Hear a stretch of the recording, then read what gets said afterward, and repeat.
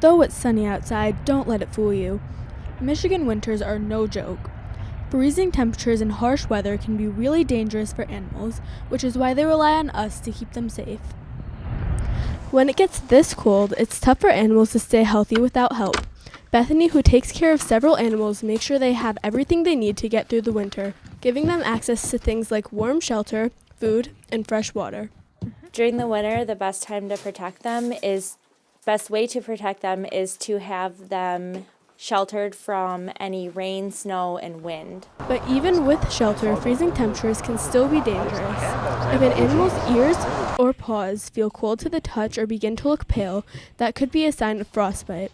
When that happens, they need to be brought inside right away. Dr. Amy, a veterinarian at Pearson Pet Hospital, helps explain how dangerous the wintertime can be for our furry friends. The most common thing that can happen is frostbite. It typically happens to their ears or their paws, so that's the most common. Unfortunately, if they're left out too long, they can actually pass away, though. The cold can be especially hard on smaller animals like rabbits, who are extra sensitive to freezing temperatures. That's why caretakers have to be extra careful to make sure that their animals stay warm and safe all winter long. So our pets aren't really meant to be outside. Most of them aren't built that way. In addition to shelter and water, animals also need extra food in the winter to help them stay warm.